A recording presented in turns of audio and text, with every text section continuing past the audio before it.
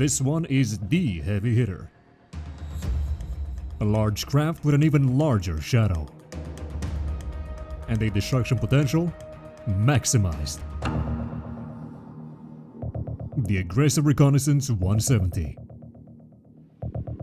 What was its true role within the Republic Navy, and did it really have a valuable impact in the war?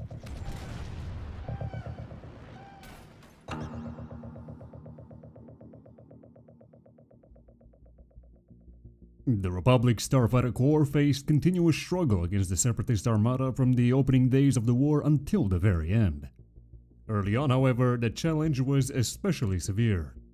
The sheer volume of droid fighters threatened to overwhelm Republic forces on all fronts, and everyone understood a simple truth: you lose the sky and you lose the ground.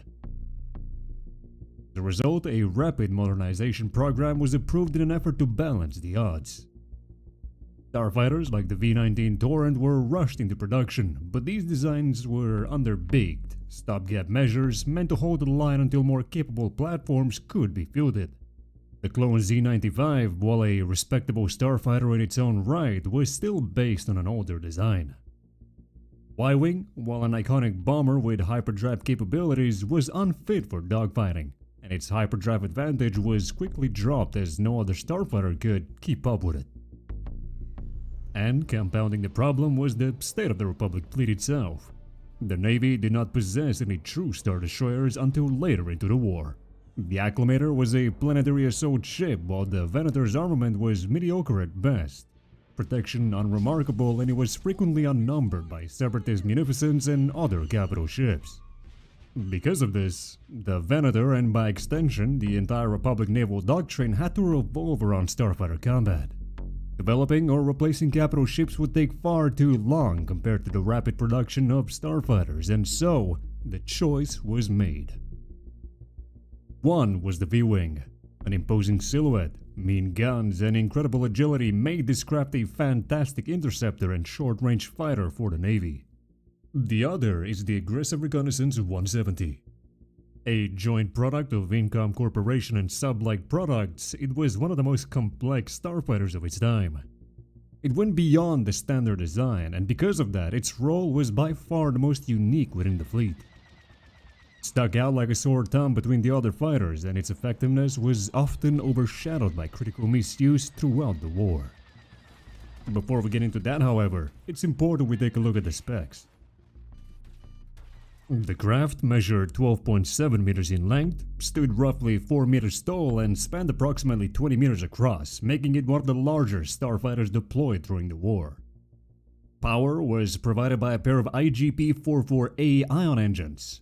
These engines were fitted with retro thrusters, allowing for enhanced control and handling during atmospheric flight.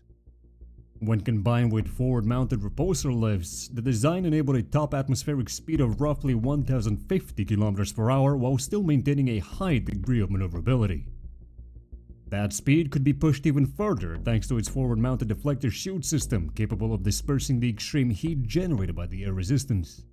This allowed the ARC to briefly reach hypersonic velocities without suffering structural failure. In the case of the deflector shields being disabled, the craft still remained survivable. Its hull was heavily reinforced, significantly stronger than that of many other Republic starfighters, allowing it to endure incoming fire that would otherwise destroy lighter designs. One of the ARC-170's advantages over other fighters within the Navy, however, lays in its built-in hyperdrive system. It was equipped with a Class 1.5 hyperdrive superior even to that of the Venator, which operated with a Class 1 rating. Combined with a large onboard supply of consumables, this gave the fighter long-range autonomy, removing its reliance on Venators for inter-system transport and effectively reclaiming the Y-Wing's former advantage in independent operations. Such extensive armor, however, demanded equal firepower, and the ARC-170 did not shy away from destruction. Primary armament consisted of two uncommon, large and very powerful forward-medium laser cannons mounted on the underside of its outer wings. These weapons were strong enough to punch through capital ship armor, including reinforced durasteel plating. Each of them was also fitted with a rangefinder, and their muzzles could internally adjust the laser beam by a few degrees off axis, enabling precise fire. This firepower was supplemented by a proton missile launcher with a capacity of 6 proton torpedoes, making the ARC-170 a serious threat to Separatist Munificent-class frigates and other capital ships if left unchecked. If pursued, the craft was capable of defending itself using 2 rear-mounted medium laser cannons, located on the aft section of the hull. These weapons, in fairness, were much less powerful than the main cannons and were intended for self-defense and to deter pursuers. In total, that's a lot of firepower, and all that firepower required advanced thermal management. To address this, the ARC-170 featured strike foils that would deploy in combat, exposing the heat sinks. This allowed the craft to shed excess heat more efficiently while also improving shield effectiveness. With the weapons and heat sinks aside, the 170 distinguished itself through its onboard systems more than anything. Beyond a standard navigation suit, the nose of the craft was packed with advanced sensors, including passive and active scanners, long-range communication equipment, jamming countermeasures, energy receptors, and gamma-ray imaging capabilities. The passive and active scanners allowed the 170 to locate ships, structures, or anomalies within a range. Long-range communication suit allowed it to maintain contact with the fleet and other friendly forces across distance. The jamming device functioned as an electronic countermeasure, denying the enemy the ability to relay information effectively. The energy receptor system could detect electromagnetic emissions like comlink traffic, infrared signatures, and laser activity. System typically reserved for dedicated military platforms and considered illegal on civilian craft. And lastly, the gamma-ray imaging capabilities. That's a lot of technology for the price of 180,000 credits. All these weapons and systems were handled by a crew of 4. A pilot, a co-pilot that handled the primary weapon systems, a tail gunner that controlled the 2 aft laser cannons, and an astromech droid which helped in navigation, onboard repairs, and system management. And so, this platform had a lot more crew than your usual starfighters that you see around the Republic Navy. And by this point, the craft's true capabilities and also limitations should be more clear. Originally classified as a multi-role, the ARC-170 struggled in prolonged dogfights, particularly when facing superior numbers. Droid fighters were smaller, faster, and far more agile, and their swarm tactics proved to be overwhelming even for entire wings of 170s. The rear-mounted defensive weapons intended to counter pursuers could only do so much against multiple attackers. Its large frame also made the craft an easy target, one the enemy could quickly prioritize and destroy in battle. Compounding this issue was the crew requirement as well. With a total of 4 crew members, including the astromech unit, the ARC-170 was simply too costly to commit to sustained dogfighting. For comparison, the BTLB Y-Wing, despite being a dedicated bomber, carried a crew of 3, astromech included. Every ARC-170 loss risked not just a highly sophisticated and expensive vehicle, but the lives of 3 clone troopers and an astromech on board. Fighters like the V-Wing with a single pilot and an astromech, or the Z-95 operated by 1 clone pilot, were far better suited for the short-range fights the ARC-170 often found itself in. These crafts were more agile, carried flexible weapon loads, and were far less costly. The cost of losing one ARC-170 was simply too great to justify reckless deployment in close-range fighter engagements. Unfortunately, that's exactly where it was frequently deployed. As its designation suggests, the aggressive Reconnaissance 170 was fundamentally a long-range platform. Equipped with hyperdrive, it was capable of reaching systems independently or operating in conjunction with other long-range craft like the Y-Wing. Its high-power weapons and advanced systems made it perfectly suited for a critical role that the Republic desperately needed. And that was reconnaissance in force. Unlike traditional reconnaissance elements, typically smaller and lightly armed, RAF units deliberately employ significant firepower to provoke enemy reactions. And so, these responses reveal an opponent's strength, deployment, readiness, and intent, providing far more accurate intelligence. ARC-170 units could then jam the enemy signals to buy themselves time to disengage and relay the information back to the fleet. Or, if an opportunity is present, escalate the encounter into a full engagement and transform the mission into a hit and run. This is where the ARC-170 has truly excelled.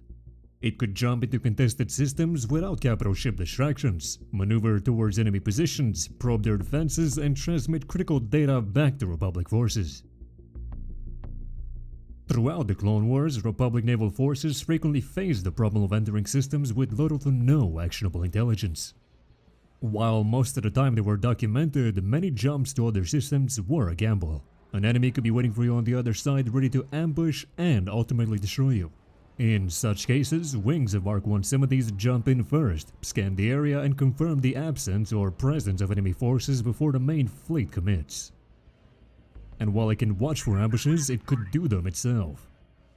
Jump in, wait for your enemy, jam your enemy to deny him communications and attack him, then jump out. In the end, while the ARC-170 could hold its own in a dogfight, it was never intended for prolonged engagements. Dogfighting was simply not its forte. That job should be left to starfighters that can match the speed, size, and agility of their droid counterparts. Its advanced design and high cost, combined with the critical misuse by the Republic Navy, especially in the Battle of Coruscant, would ultimately bring an end to the ARC-170's mass production. The cost of a single platform, paired with its demanding crew requirements, was far too high for the Empire to justify. Because for every ARC-170, the Empire could field 3 TIE fighters. And in an Imperial doctrine focused on total galactic control, numbers mattered more than parity. The objective was no longer to match or surpass an enemy's capabilities, it was to be everywhere at once. Even so, the ARC-170 never fully disappeared from service. Older models were occasionally used by planetary defense forces and various security forces, including rebel cells. However, the high cost of maintenance ultimately forced the rebellion to abandon any plans of employing the platform on a large scale. Even if resources had been available, their already limited manpower could not justify risking a full multi-crew fighter on every sortie. Yet, the ARC-170 was not a dead end. Its design would go on to help shape one of the most iconic starfighters to ever take to the skies, the T-65B X-Wing, a symbol of defiance. And so, with time, the ARC-170 faded into history, one of the most underrated and most misused platforms of the Clone Wars.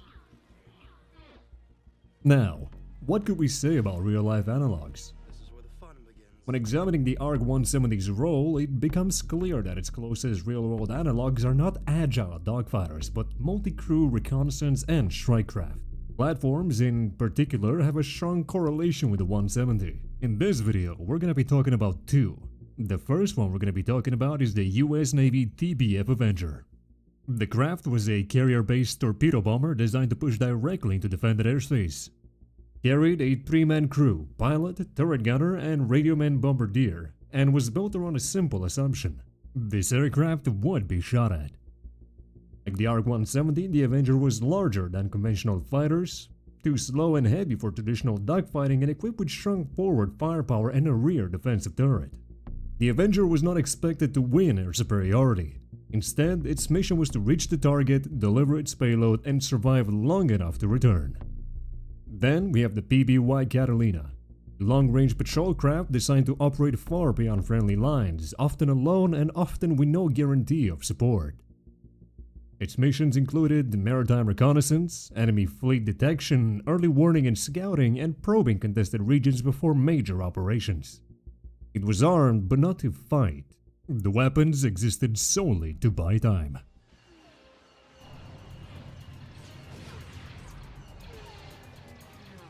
Ultimately, this platform was a victim of misuse. Whether that's because of desperation or intention is irrelevant. Yet, when it was deployed on the missions it was built for, it left deep scars within enemy ranks.